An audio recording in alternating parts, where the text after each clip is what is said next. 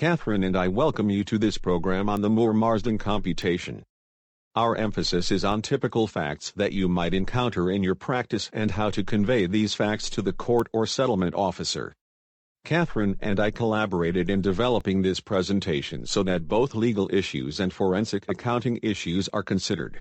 I have observed that in practice, the parties seldom understand how assets and debts are allocated to the separate property of one spouse or the other or to the community. This video will help counsel explain those issues to the client. Also, many of us follow the format and do not understand the economic significance of the characterization. We will be addressing these topics as well. Please understand that using terms husband and wife is for convenience. We mean no disrespect to same-sex couples.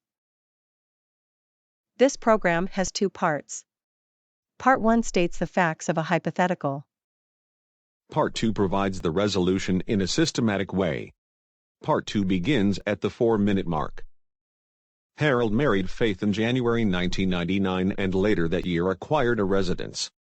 Purchase price was $250,000 with a $233,000 mortgage resulting in an equity of $17,000. Title was taken as community property. Therefore the mortgage is a community debt and the equity is a community asset. The marriage soon ended in a divorce. Date of separation was December 2000. At settlement negotiations in December 2001, the parties agreed that Harold would receive the residence with a full mortgage and would pay Faith the sum of $15,000 for her one-half share of the equity. Harold married Sally a year after his settlement with Faith.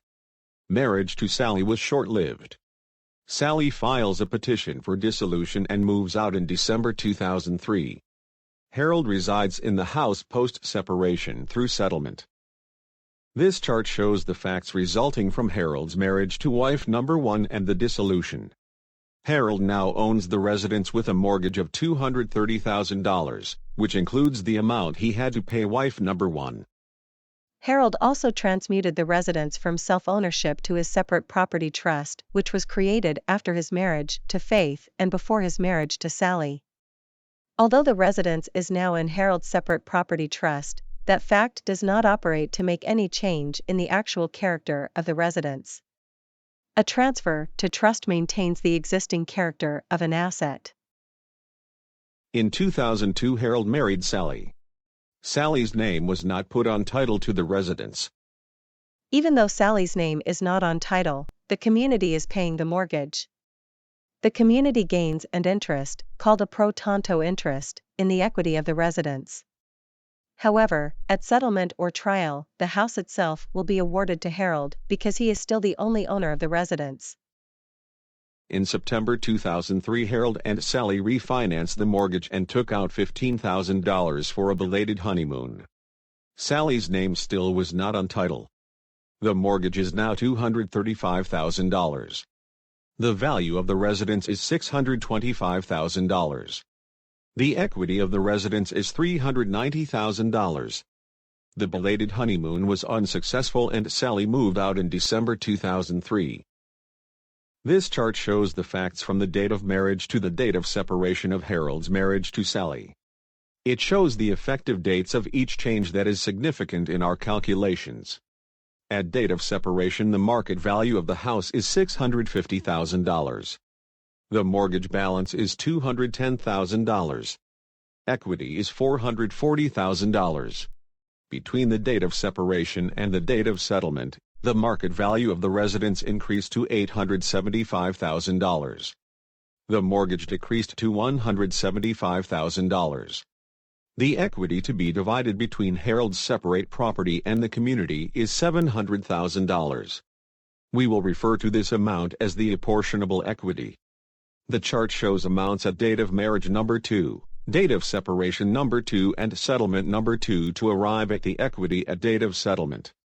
Part 2 explains a systematic resolution.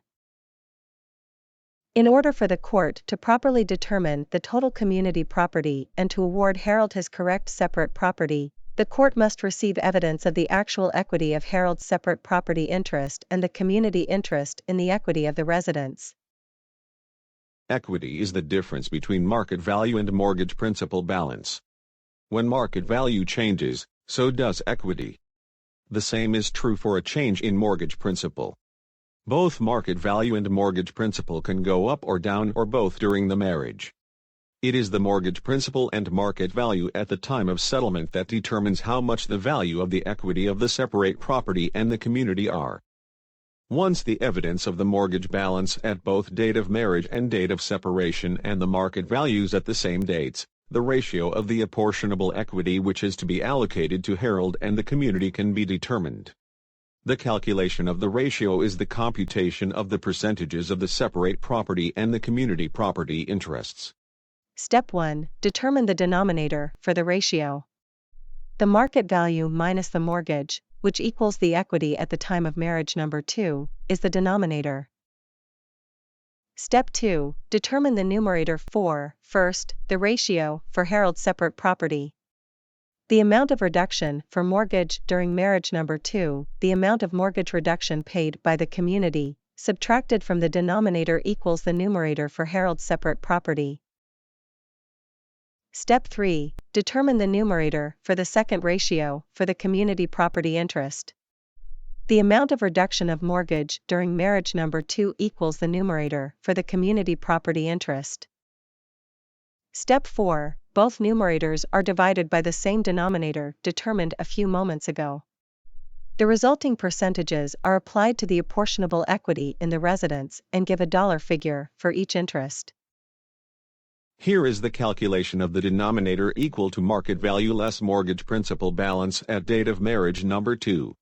The illustration of the ratios is as follows. The determination of the ratio of Harold's separate property interest and the community property interest begins with the determination of the percentage of Harold's separate property. Anything that is not Harold's separate property is by law community property. To determine Harold's separate property interest, we divide the amount credited to Harold, in this case $370,000, by the total equity value at date of separation. That calculation results in a percentage, in this case 97.4%. This percentage is used at line 4 in the next scene. This chart shows in detail process to arrive at Harold's separate property interest in column B and the community property interest in column C. The total of columns B and C is shown in column D. At line 1, Harold receives the full amount of his equity at date of marriage number 2. At line 2, Harold receives the benefit for his $35,000 reduction in the mortgage principal balance post-separation. This is undisputed by the parties. At line 3, the community is allocated $10,000 for the reduction in mortgage principal balance during marriage. At line 4, the pro tanto interest of 97.4% to Harold and 2.6% to the community is shown. These percentages were computed moments ago with the pie chart graphic. Sally is irate. She wants a bigger piece of the pie. Sally wishes to share her comments before Kathryn explains the reasons for the results. This cannot be correct. Are you telling me that with the house that has a market value of $875,000 and an equity of $700,000, I get one half of $17,150, which is a measly $8,575? That is unfair and unjust and unconstitutional. And besides, the honeymoon was a bust. At first glance, in this scenario, it appears that the community got shortchanged. That first impression is inaccurate.